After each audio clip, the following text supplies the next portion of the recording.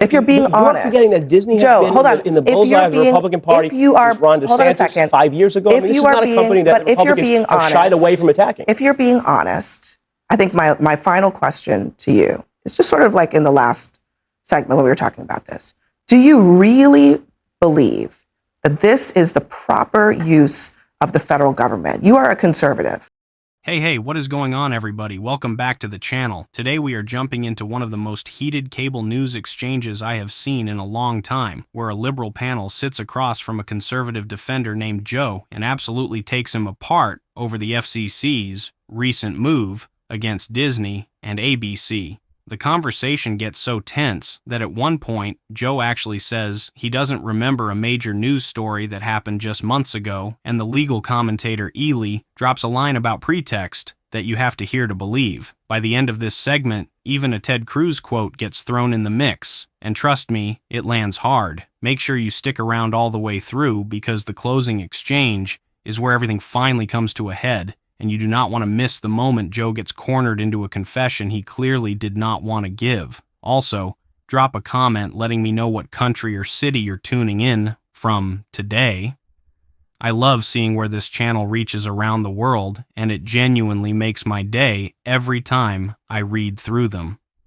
Alright, enough talking from me. Let's get straight into it. Ellie. Private entities have the right to fire people if they want, if they don't like that person's speech. But the real fundamental question here has to do with governmental power. Do we want the FCC policing the content of speech? Because that's a totally different thing. The First Amendment applies to governmental action. It doesn't apply directly to ABC. And so if the FCC is throwing its governmental weight around to try to influence speech, to try to punish certain speech, that is where the First Amendment is violated. Punish, throw your weight around, going back to the first segment. When you talk about regulation, if the biggest thing that's changed since Ronald Reagan's horrible assassination attempt at that same hotel, and we were talking about it in the break, is the internet. Things now on the internet make us want to hate each other because we're team red or team blue because it makes people literally rich. For a while, it seemed that the free speech argument was the argument being made on the right by people like Elon Musk, by people like J.D. Vance, who last year went to Europe and lectured them about protecting free speech. Listen. In Britain and across Europe, free speech, I fear, is in retreat. So I come here today not just with an observation, but with an offer.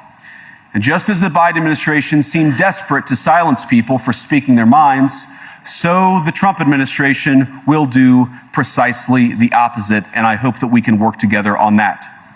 In Washington, there is a new sheriff in town, and under Donald Trump's leadership, we may disagree with your views, but we will fight to defend your right to offer it in the public square. Unless you are a late-night comedian, Jimmy Kimmel, Stephen Colbert, or frankly anybody who criticizes President Trump, they won't defend your right to say things they disagree with then. Well, the president's not prosecuting, Jimmy Kimmel. He's saying he should be fired, and that could be his opinion. If you joked about someone's death, which he believed he did, go ahead, criticize him. The government doesn't necessarily. So he's using the government to bring something that they brought in March of 2025. They started this in March of 2025. You can use the government's regulatory power. I'm not talking just about this, because don't forget that was the lead. Brandon Carr made this threat first last fall. So the threat of using the government's regulatory power to police speech and police the actions of private corporations, that has been unequivocally put on the table. This right here is the part where the entire conservative defense starts falling apart before it even gets going, because Ellie lays it out so cleanly, so surgically, that there is nowhere left for the other side to land. She makes the point that should end this conversation in 5 seconds. Ellie said this: the First Amendment applies to governmental action. It doesn't apply directly to ABC. And so if the FCC is throwing its governmental weight around to try to influence speech, to try to punish certain speech, that is where the First Amendment is violated. You have to understand how important this distinction really is, because for years, we have been hearing this exhausting talking point that any private company letting go of someone for any reason is somehow a free speech violation. A baker, a coffee shop, a streaming platform, whatever. Suddenly, free speech defenders everywhere. But the second a federal agency starts pressuring a broadcaster, suddenly the cricket noises start. Suddenly it is just about regulating equal employment practices. Come on now. And then they play the J.D. Vance clip, and I almost couldn't believe what I was hearing. He literally went to Europe and said this: in Washington, there is a new sheriff in town, and under Donald Trump's leadership, we may disagree with your views, but we will fight to defend your right to offer it in the public square. Beautiful sentence. Inspiring sentence. But the moment a comedian tells a joke the administration doesn't like, the regulatory wheels start moving. The liberal panelist nailed it instantly when she said, unless you are a late-night comedian, Jimmy Kimmel, Stephen Colbert, or frankly anybody who criticizes President Trump, they won't defend your right to say things they disagree with. That is the entire game right there. Free speech for me, regulatory pressure for thee. And I'm not the hold on a second. I am not the only letter is about the I am not the only person saying that. Here's Ted Cruz today. He says, it is not the government's job to censor. I do not believe the FCC should operate as the speech police. Ted Cruz. He is no I would ask you and Ted Cruz. Hater. He's no rhino. He believes that this action, and he was consistent. The last action, the last comments by Brendan Carr, he was very clear that he believed that that was a clear evidence of jawboning, which is using the threat to coerce speech. So it doesn't require that you throw somebody in jail. Just the threat of using regulatory power to coerce Nobody's getting threatened. is what is happening. Be clear, the FCC is not threatening to throw anybody in jail. It's not so are you denying that Brendan Carr did not issue a threat in the fall to ABC or to Disney that they Chairman would Carr's review? letter in March 2025 Joe, was simple about question. Did Brendan Carr in the fall say that he would take a look at Disney's FCC licenses because of the comments that Jimmy Kimmel made? I don't remember, but I can tell you what he I can tell you. Hold on a second. I can tell you. He did say that. So given that he said that, do you acknowledge that that's him using his power as a government entity to try to coerce the actions of a private company? You are trying to stretch something that is on paper that you can read with your own eyes and see. The chairman's letter involves Disney's DEI policies, which the FCC has been regulating equal employment practices since something like 1968 or 1969. Every time a license gets renewed, they have to apply the same standards to everybody, and one of those standards is employment practices. If Disney has, I mean, it's a good question. Why aren't they applying this standard across the board? Well, when they get their license renewed, they will. Well, hold on. But if Disney has nothing to hide about their employment practices, why not go through Disney's licenses are not up for renewal.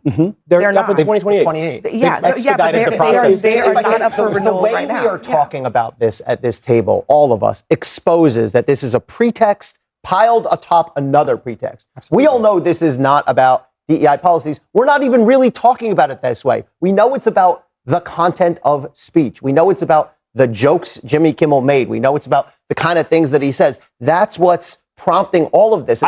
And here is the part that genuinely surprised me, because watch what happens the second the liberal panelist brings out her receipts. She doesn't pull from MSNBC. She doesn't pull from a left-wing think tank. She pulls from Ted Cruz. And Ted Cruz said this: I do not believe the FCC should operate as the speech police. That is a sitting Republican senator, one of the most prominent conservatives in the entire country, openly saying this whole maneuver is wrong. And what does Joe do? He pivots. He redirects. He treats the only thing that matters as one specific letter from March about DEI policies, as if that erases everything else that has been on the public record for months. Then comes the moment that should be studied in journalism schools. The liberal panelist asks him, point blank, did Brendan Carr in the fall raise concerns about Disney over the comments Jimmy Kimmel made? And Joe gives one of the most revealing answers I have heard on cable news.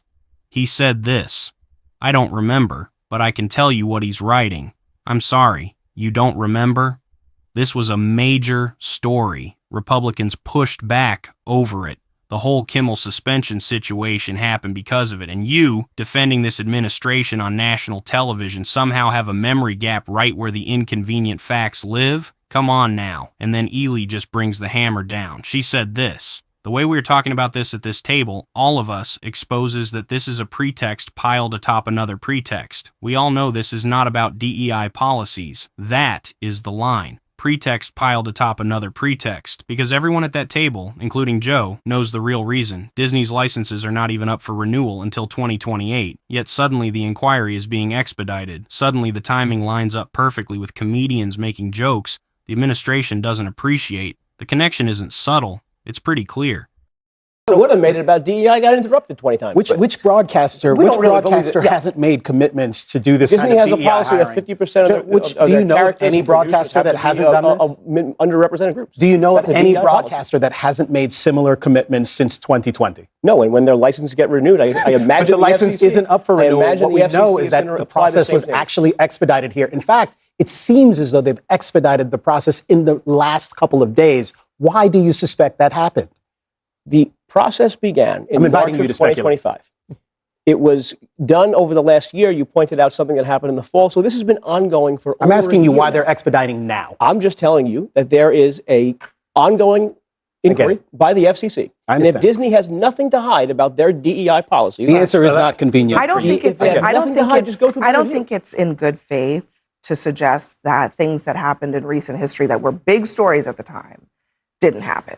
They happened, right? We know that Brendan Carr's threats to Disney that was the big story, and he was crystal clear about it. Even Republicans had to rebuke him, and that's why they ultimately backed down, and they put Jimmy Kimmel back on the air. So we can't pretend like that didn't happen. We can't pretend that that's not the context. We also can't pretend that the context isn't that Trump has specifically asked and told ABC that they should take Kimmel off the air.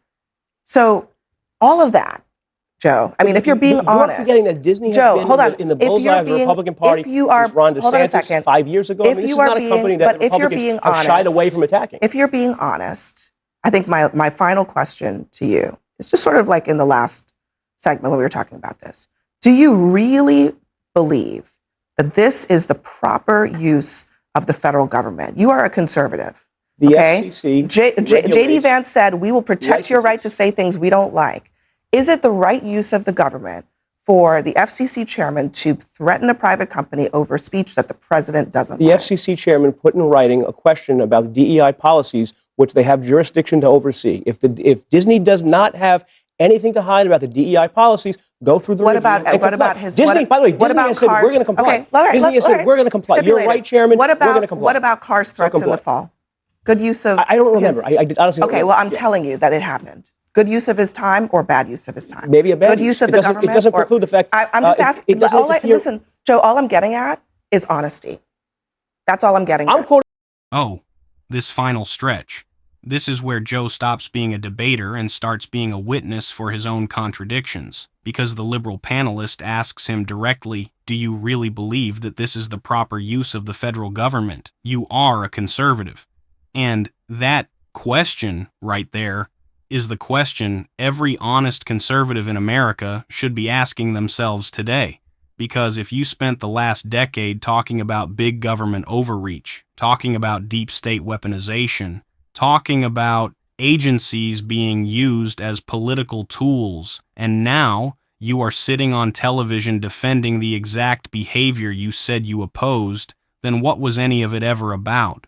Here is what people don't realize. Conservatism, the actual philosophy, is supposed to be deeply skeptical of concentrated government power. That is the whole tradition. Limited government, restraint, suspicion of bureaucratic overreach. That is supposed to be the bedrock. And yet, the moment a regulatory chairman starts pressuring a private broadcaster over a comedian's jokes, suddenly the principles get quiet.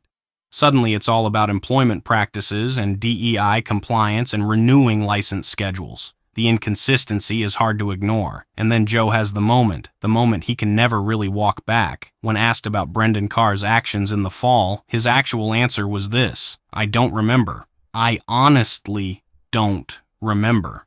And then when pressed on whether it was a good use of his time or a bad use of his time, he finally admits it. He says, maybe a bad use. Maybe. After all that defending, after all that redirecting, after all that pretending the March letter is the only thing on the table, he concedes. And the liberal panelist, instead of celebrating the moment, just looks at him and says this: Listen, Joe, all I'm getting at is honesty. That's all I'm getting at. That line should sit with every commentator defending this approach, because honesty is exactly what is missing from this whole defense. There is a long history in this country of administrations across both parties trying to use regulatory agencies to pressure broadcasters they don't like. The Nixon administration was famously documented doing this with its enemies list approach to FCC license challenges decades ago. It was wrong then. Conservatives correctly called it out then. The principle does not change just because the team in power changes. That is what consistency looks like. That is what conviction looks like. And right now, on national television, we just watched what happens when a defender chooses team loyalty over the principles he claims to believe in. So what do you guys think of this? Leave your thoughts down in the comments. Please like and subscribe, and I will see you in the next video.